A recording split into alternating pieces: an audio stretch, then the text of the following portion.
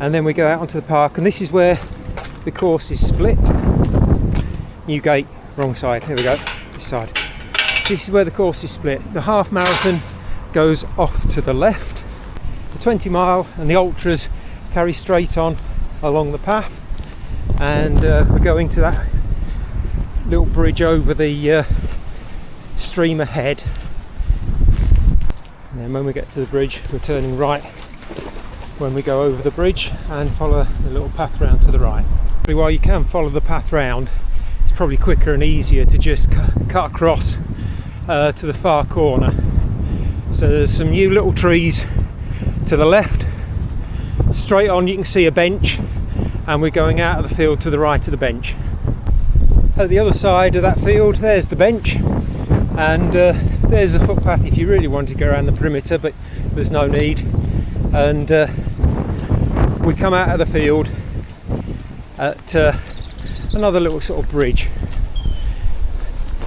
past the sign on the left, and we're on the welcome way, so there are the welcome way signs around, don't forget, just here to the left, and we go across and up there. So keep following this path, and there's a bollard in the middle of it there, little stream to the left, fairly full at the moment, and we just keep on going up here, following the welcome way. As you come along the path, there's allotments off to the right, school straight ahead. That used to be the way at one point, but we're going left here, following the signs, and on the other side of the little stream for a while before crossing back after the school. And this section's really well signposted, so as you come out you turn around to the right as you enter a little housing estate. You don't go into the housing estate, you just go back alongside the stream, and we're just about to cross over, carry on this footpath with some houses with their gardens to the right. Here we go.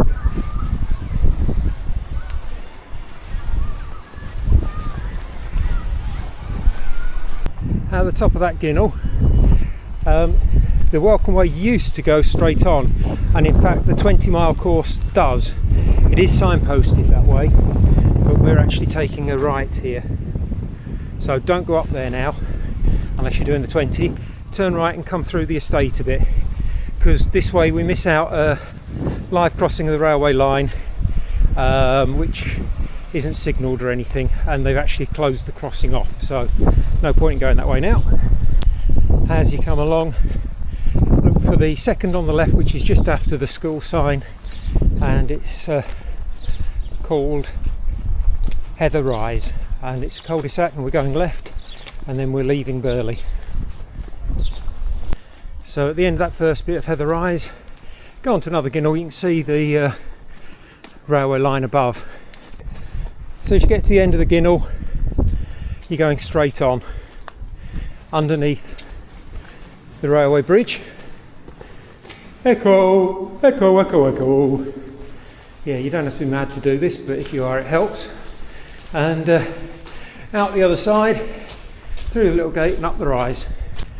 And at the top of that little bank, you're going straight across, and there's a gate on the far side, just to right of that big house, and we're going through that gate. We go through the Kissing Gate and out to the road, and turn left on the road and carry on up to the farm. As you get to the end of that road, and it's quite a long way, it's a gentle uphill, ignore the footpath off to the right, go through the gates, farm up to the right, and you'll see a footpath sign off to the left there, and it's a new little bit of footpath, which just avoids going up the farm track, and we go around here to a gate. Lovely views of the Chevin and where you've come from. We'll see even better views when we get up to the top of Burley Moor. Coming around to that gate, and we'll go through and straight on, slightly downhill. And just here, after a short little bit, is the footpath goes off to the right. The old footpath went over that wall to the left, and you'd have come up from there, but it's really boggy, muddy fields, and it's much better to come up that road, I think. Yeah, so ignore the other footpath signs, and we're going up here with a little stream to the left going uphill. The path leads away from the stream, goes uphill slightly, and then goes through a sort of a stone style gap. I don't know what you call them. Anyway, go through here, and if you're a fat bugger like me, struggle to get through. Here we go, and straight on, and keep going up. Considering the amount of rain we've had, this actual section of the path is quite dry. I've known it to be slipping and sliding all over the place along here. I mean, it's quite wet in the field there, but if it doesn't rain too much in the next 3 weeks, you're in for a treat. Right, through this gate, and path goes slightly to the right and up, and you can see the next gate up ahead. We're going towards those houses. When we get to that gate, go through onto a little ginnel, over that stream that we've been following, and then continue up through the houses to a little road which takes us up to a crossroads. So up to the top of these steps and turn right. At the top of that very steep little section, careful crossing this road, and straight on up here, and we're looking for the footpath going off to the left very shortly, just around the bend. Don't miss it. 1 or 2 people have in the past. Here we go. You're looking for a little post or half post on the left which says Welcome Way, and we cross over the stepping stones and carry on the footpath going uphill.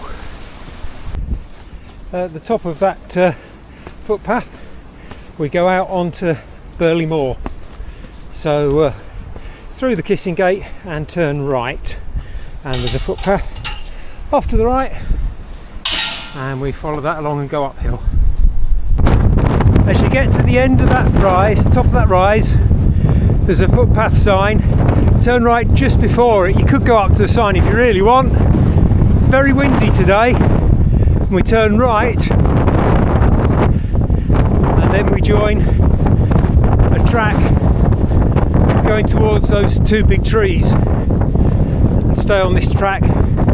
And you might not be able to see it on the camera, but you can see that there's like a shed in the distance. We're going up towards that. At the second tree there's a gate, and a Kissing Gate to the right, which we're going through, and then where the footpath splits ahead, we're going round to the right, and you can just see peeping above like a shed, and we're going towards that, and we're going to the left of that. Where the path splits, we're off to the left going uphill to the top of Burley Moor, rather than straight on and round and back down. So to the left of that hut.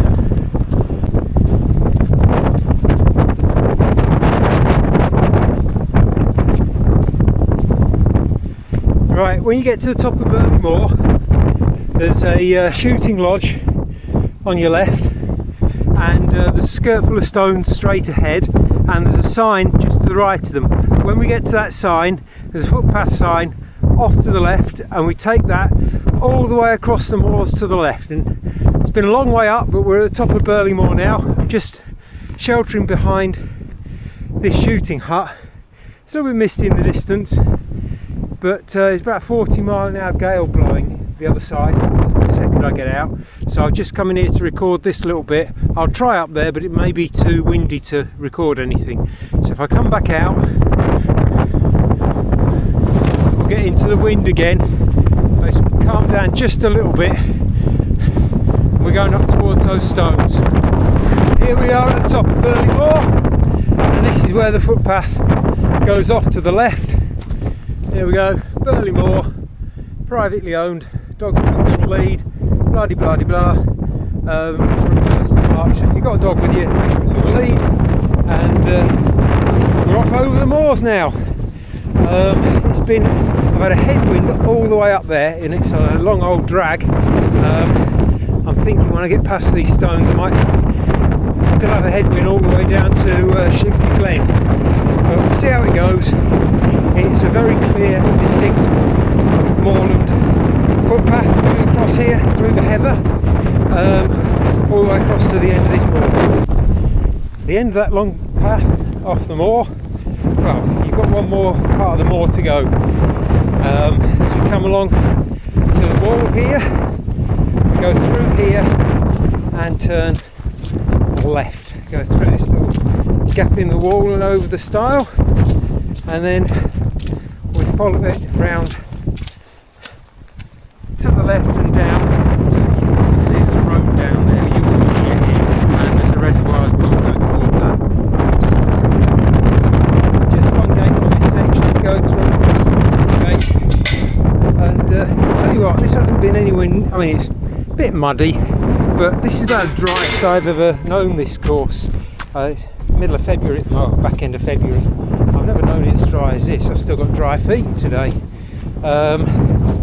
See what the day brings. But it's well cheap, but you can avoid most of it, if not all of it, as we head down to the road. Finally off Burley Moor, we're coming to a stile here. It looks like somebody's put a bike in the way at the moment. That'll be fun. And we go out to the road. In previous years, you go straight across and down there, but that's an incredibly boggy field, and people have been known to disappear in that bog, at least to waist height. So now, rather than carrying on that way, we're going right, because there's now a gravel footpath here, which never used to be here. It used to be direct onto the road, and this can be a very busy and fast road. So we're going to make use of this little section here, and at the end of this we're turning left and going down to the left hand side of that reservoir.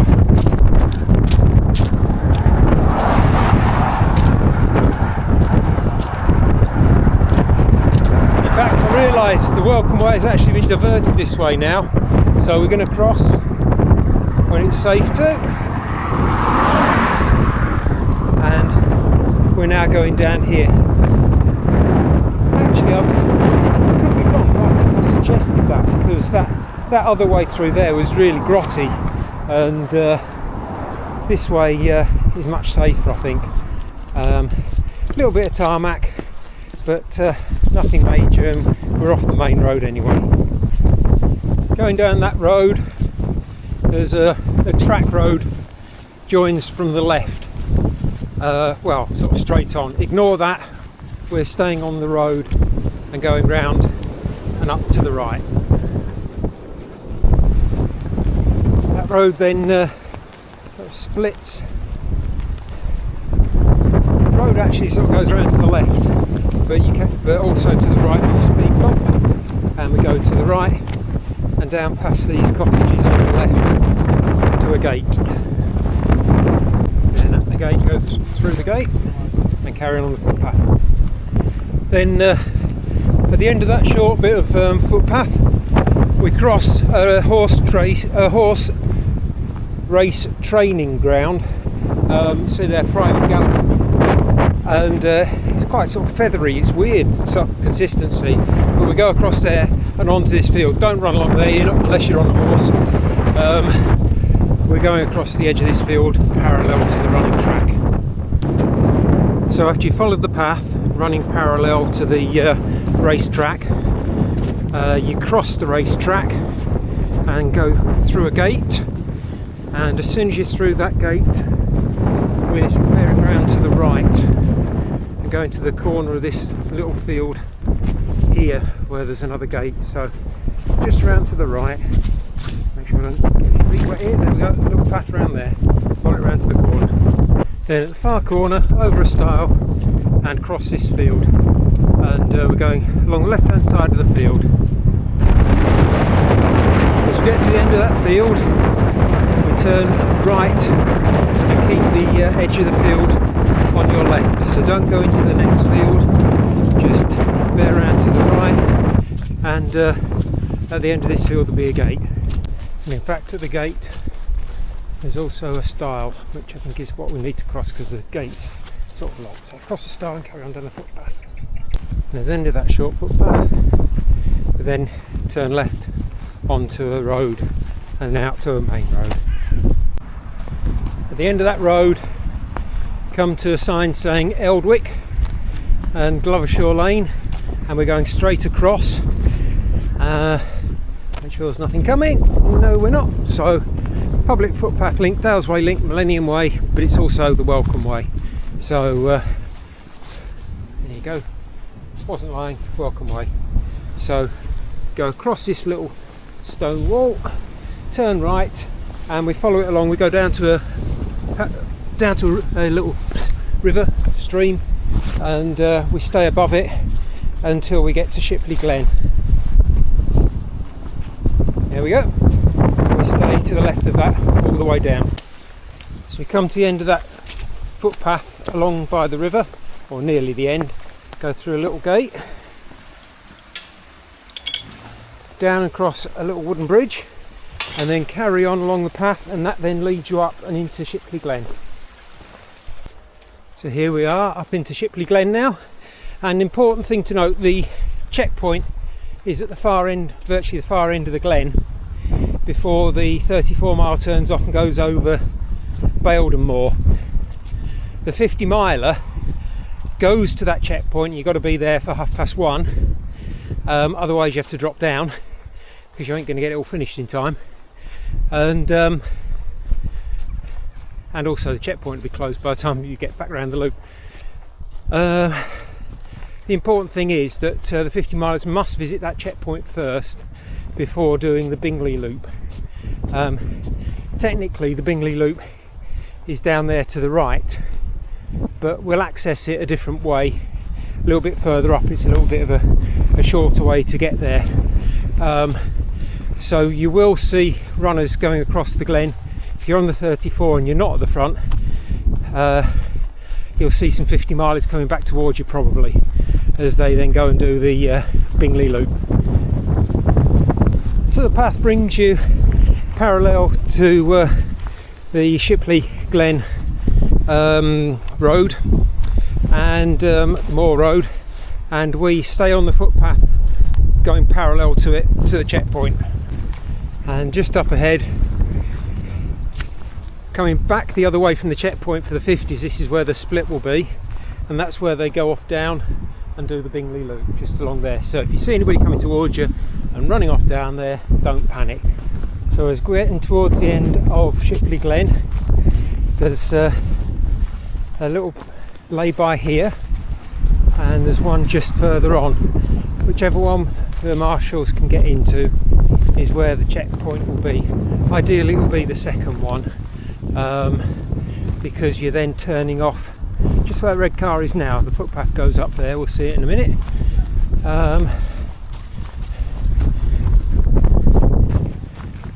That's Bracken Hall Lodge, and the route goes on the public footpath to the left. There's also I can't remember the name of it. Is it Old Crag House? Old something house? Old Glen House. There's also Old Glen House, which is a cafe up ahead as well. So we're right near the end of the glen. So this is where the Shipley Glen checkpoint will be, and then the 50 milers turn around and go back along the glen, do the Bingley loop, and then they come up by the old Glen House and revisit the checkpoint. This is where the 50 milers will have their drop bags, so you can access them before and after your trip around Bingley. And then as you leave the checkpoint, you'll be going left on that public footpath up there.